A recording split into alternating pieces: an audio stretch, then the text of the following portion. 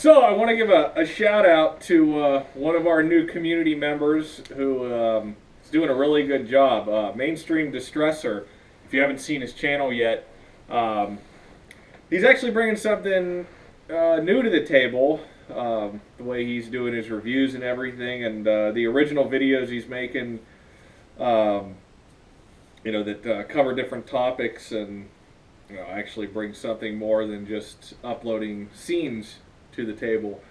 And one of his videos, which is very good, the history of the damsel in distress in movies. I'm not sure what the exact title was called, but it was a really good video. It put a lot of time into it. I was real impressed with it. More time into that than I put into a video, I would say. I mean, it takes some time to edit videos and whatnot, but as far as actually making a video like that,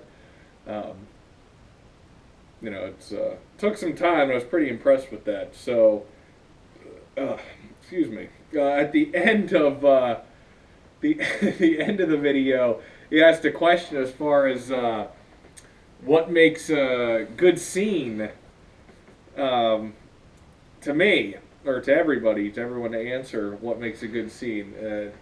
He himself likes scenes where the damsel fights back, which was kind of what I was going for a little bit with Shelly and JJ. But for me personally, now, I don't want to offend anybody here, because I know we got people here with all different kinds of tastes. Me personally, for a scene to be worth watching or do anything for me, it has to have a purpose.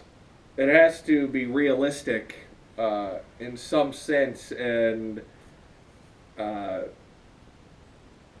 just has to have a point. That's why, for me, your typical run-of-the-mill bondage or fetish videos that people make that appear on dirty websites that some people like to watch, for me, almost all of these videos are terrible. I can't stand them. They're trashy. They're just over-the-top, ridiculous. I can't even watch them for the most part. I've only seen a couple that were even bearable. Just ridiculous, whether it's, professional rope work, which in a realistic setting, nobody would ever do that. That's why you don't see that on TV, because they're trying to be somewhat realistic. No one would ever do that.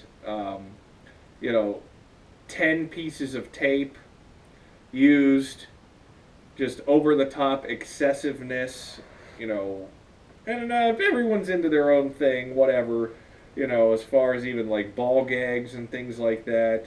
I mean, for me, that's just not anything I have an interest in seeing. It doesn't do it. For me, and you've seen the original work I've made. Some of you have seen all of it. Some of you have only seen some of it. Again, there has to be a purpose, not just a story to it, but a build-up. If you saw, even in the original Kidnapped episode I did, as short as it was, there was still a build-up to the action. In the Ambushed episode, that whole part one that you're able to see, that's the whole build-up to the action. And as far as like the different themes I've had in the Kidnappers Corner during the week, the one that took the most votes when people were voting for them, that people wanted to see the most, was the Home Invasion week. And those scenes right there are probably just some of the best scenes, that have ever been made. And another thing, people in this community, it's become an ongoing thing. And I made a joke about it before, and somebody wrote in the comments that was funny, blah blah. But for instance, the guy alert, or there's a putz in the video, and I've made these comments before too, and that's fine. I mean, that's funny, whatever. But some of the best scenes I've ever seen have guys in them. and there's no reason to take away from the scene or diminish the scene because there is a guy in the film. For instance, Amy Brenneman's scene in Fear is, other than the fact that it's so short and you don't get to see very much of her, I mean, that's one of the best DiD scenes I've ever seen. And I consider it to be the gold standard for on-screen gaggings, duct tape gaggings that I've ever. I mean, that's pretty much as good as it gets. Also, even the the Lethal Weapon 2 home invasion scene, and particularly men involved in scenes, happens in home invasion scenes, because if there wasn't a man there, if there wasn't a man in all these scenes, then you could say to yourself, well, the woman in the scene might be waiting for her man to come home and save her. But the fact that the man is already there and helpless with her just furtherly adds to her distress. It makes her even more in trouble at the fact that her man can't show up and save her. And you see that in the acting. I mean, just the Lethal Weapon 2 scene with Danny Glover and Darlene Love. I mean, that's one of the best scenes I've ever seen as well. And one of the ones as a kid that definitely stood out the most to me. I've had a lot of people asking me lately too. I've gotten it in messages several times, and in comments. And there was even like a heated discussion that went on between Ralphus and a girl, I think Jessica, on one of my videos. A heated discussion arguing about whether they'd rather see men or women. And that thing got deleted, but I've had a lot of people ask me about doing scenes with just men in them. I don't have anything planned for that coming soon. Anyway, I have a list of some that nobody else has uploaded that are really good scenes that stuck out to me, a lot of them as a kid. But, eventually I'll probably do a week or two of that. I mean, I'm still working hard. I have a plan here. Things are about to change heading into the spring. Around here, for me, my personal situation and whatnot. And I am not only planning on getting some original content shot, as I've told the patrons already, who have been very patient with me, and I just want to thank you guys for that. To get not only some original content shot, but I want to get a female co-host for the show. And maybe if I do that, then the female co-host could host that week of guys playing the damsel. But yeah, I mean, having a man in the scene doesn't take anything away from it for me.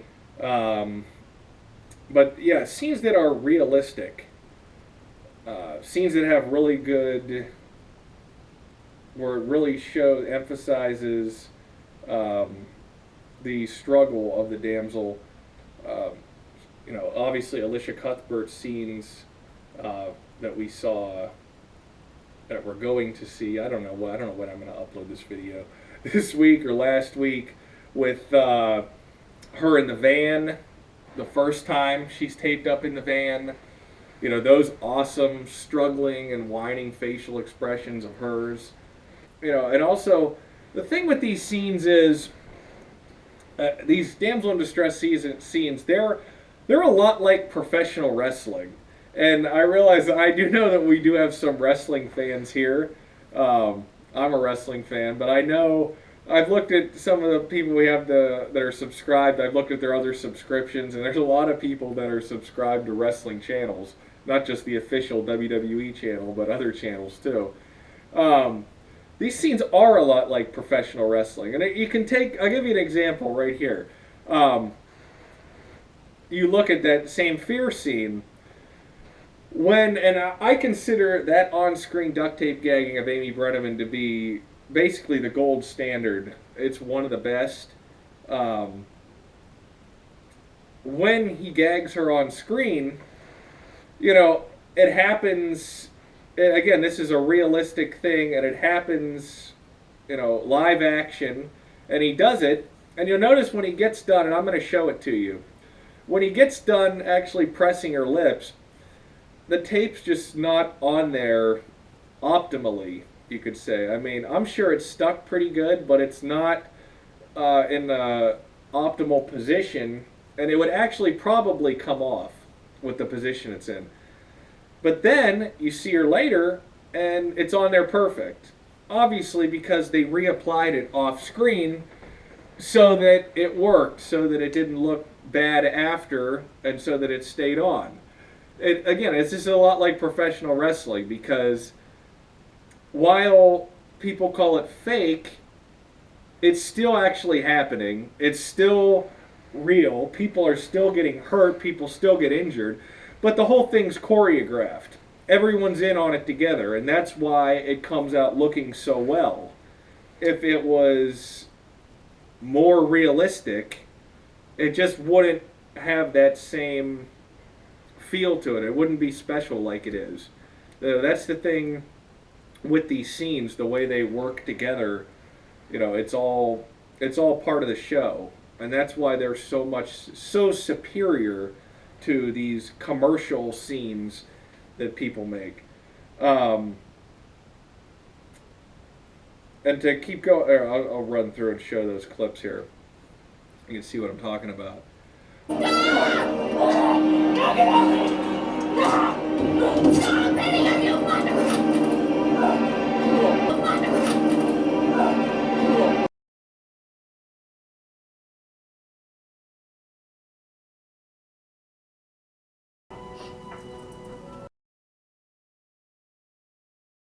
But to keep that going with the one false move, this one, guy comes through with my bag here, and there's 3 men and 3 women, and they all get hogtied. They all get wraparound duct tape gags, which in a sense that almost seems overkill, but they do it in a way that it actually doesn't look overkill. You actually see him hogtie the one guy on screen, and he does it pretty quick, and it doesn't look ridiculous. They're not contorted like circus freaks. I mean, it looks real, and there's look to be single layer duct tape gags, so it doesn't it doesn't look ridiculous.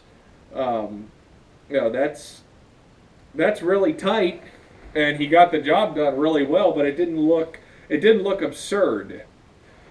So that for me too, the fact that it still looks presentable and realistic, which most of these scenes do, all the good ones. I mean, sometimes you'll see scenes where the tape looks looser and whatnot, but a lot of these times, I'm sure that the actresses could get right out of it, but it doesn't take anything away from it. So that's that's really what it is for me. It's a build up to something that means something, and to actually have some realistic scenario even where you could picture it happening. It's got to be believable. It's just like in wrestling. Everybody knows it's scripted when they go to the show. They know it's fake, but it doesn't stop them from going. And it just has to be passed off as somewhat believable to get the job done, and it's more entertaining than a street fight. Which would be what these commercial videos are. They'd be like a street fight that might have a entertainment value for a second, but it might end right away too. To actually have something choreographed and meaningful seems to bring in a better audience. To continue talking about the pro wrestling correlation here, and am I dropping a hint? I've been talking about pro wrestling a lot. Am I dropping a hint maybe for something that's coming up? I don't know, maybe. You talk about that in pro wrestling and in these damsel scenes, there is a correlation. There's something in acting when you talk about pro wrestling, that's an art called selling. For instance, not just when a person takes a punch or anything, but more specifically the individual moves, the special moves that wrestlers do. It's called selling, the way that the other person takes the move and the way ultimately that person is responsible for making the move look good. For instance, probably the most iconic wrestling move probably of all time now would be the Stone Cold Stunner.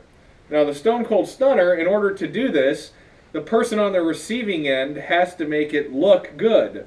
Now, The Rock was always really good at doing this. Actually, he went over the top with it. For instance, right here, I'll show you some.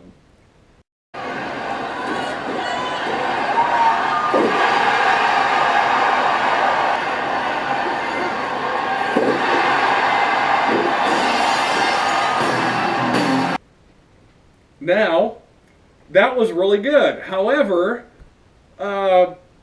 the President of the United States, on the other hand, not so much. What are you? Oh, Austin! Austin, stop the Donald! What? Stone Cold just stopped him! Good God Almighty! Yes, that was quite sad.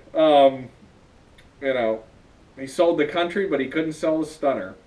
That was quite pathetic. Now, and this goes especially more so towards the cleave gag. The cleave gag, for the most part, is pretty fake. I don't want to offend anybody with that. I know we got I can't remember my new fan's name who loves cleave gags, but for the most part, this is pretty.